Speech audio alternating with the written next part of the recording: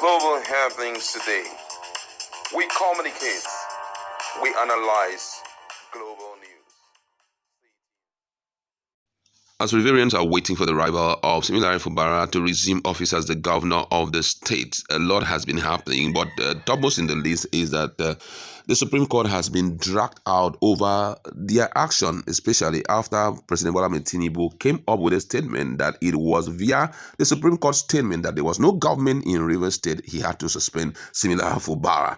Now, you're going to hear the position of most Nigerians. Apart from that, you also get to see the reason why the elder statesman in Rivers State seems not to be overly excited about the coming back of Fubara. Some of them say it's returning back to Egypt. That's going to be the case like. But however, get to hear the viewpoints of Nigeria, even those who are living outside of the country, what they say and the foreigners are saying about judiciary in Nigeria. It will shock you. Let's dive into full details of the news. By President Bola Ahmed Tinubu's announcement lifting the 6-month emergency rule imposed on the state, Governor Siminalayi Fubara, who was suspended in March, is expected to return to office on which is today, one of his aide has confirmed via a text message.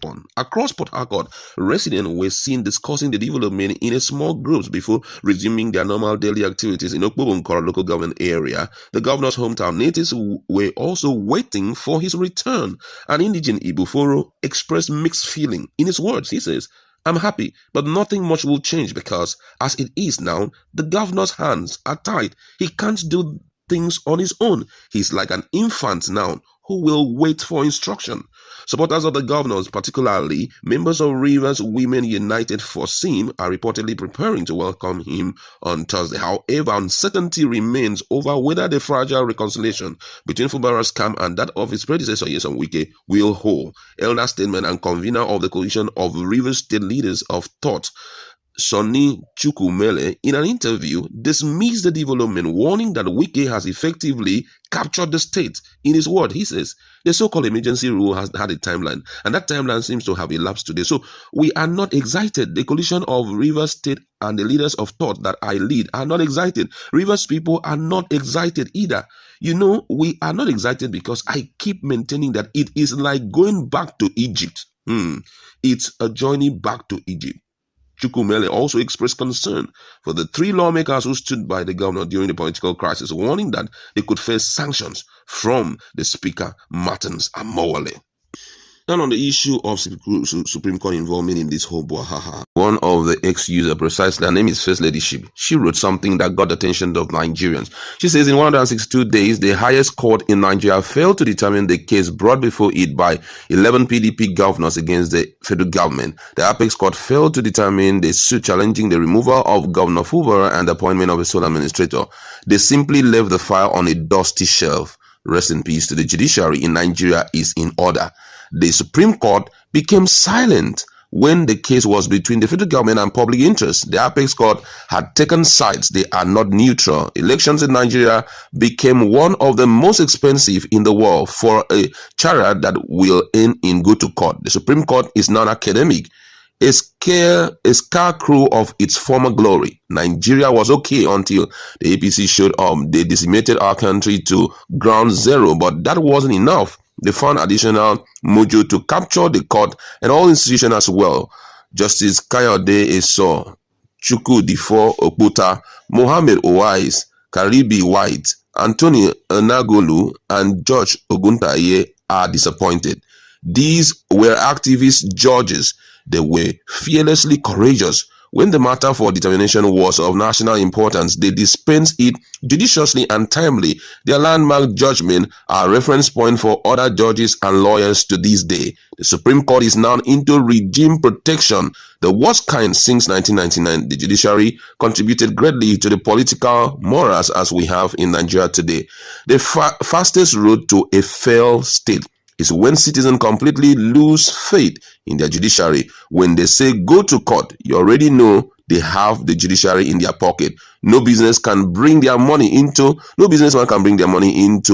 a country where the judiciary is compromised, where officials can detect court judgment. Those were the words of the First Lady. The last one there was actually spoken by our former president, Goodluck Jonathan. Now, one responder made a reaction that got the attention of most Nigerians, and his name is Obina, and he says, my former boss in Pakistani, he once told me that he heard there's a lot of corruption in Nigeria, said there's corruption in his country as well, but one question he asked me was, what of your judiciary? Said as much as they had corruption, judiciary is still strong there and keep politicians in check. I had nothing to say. Another respondent, one Noah Nwosu, he said, I had a similar experience, bro, here in Calgary. I boarded an Uber ride and the driver was Pakistani.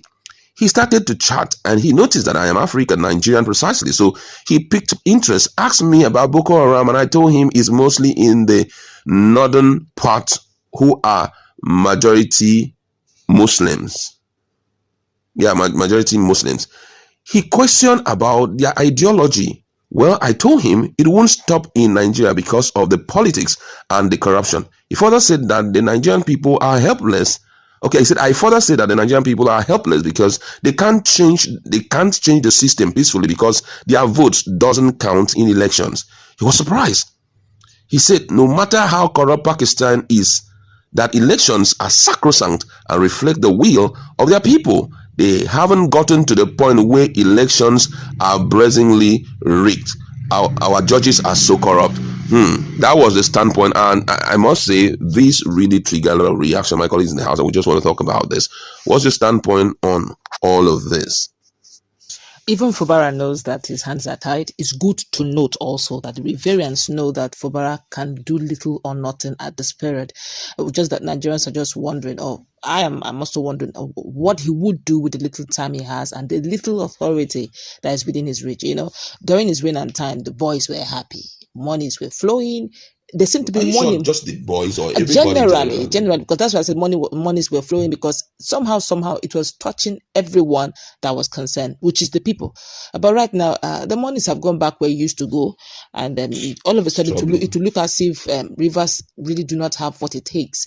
It's rather sad, honestly. I'm really wondering what he will do with the little time he has or the little authority that will be within him. If I was to be him, this is just me talking, I will not attend FAC meeting. I will not attend executive meeting. I will not even attend any stakeholders meeting. Am I a leader? I'm only a pencil. Yes. My signature is what is there. In fact, if case not taken, they'll say there's no need. Assembly member, endorse. Yes. Give it to Oga. I'm just a figurehead. Why would I want to put my name and my signature on something that if tomorrow anything happens, EFCC will come for me? Because when the whole matter gets to where they'll say, was I the governor of that state at that time? Go and meet Fubara. And I have signed a thing that I know nothing about, because at some point I will start knowing nothing about a lot of things because it's so obvious. Personally, I still believe that Fubara will be impeached at a point in this whole thing. Even I fear for the assembly members who even did, the 3 assembly members who dared, to stand against them, because that's where you're going to see Samba. When they now finally enter, they will now begin to sanction. They still have about 1 year and a half, almost 2 years to go. You see Amawele, they will bring out that matter because that is their matter. It is no longer judiciary, it's no longer executive. Within their house, you dare to go against us, and the 3 of you decide to run the parallel government. You may be surprised within themselves, they can suspend these 3 guys.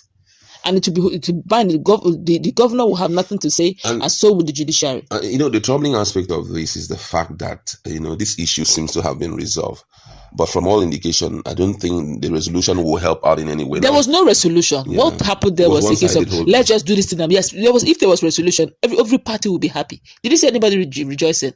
It's just a case of hand over the structure back to this person. Come on, that's what happened.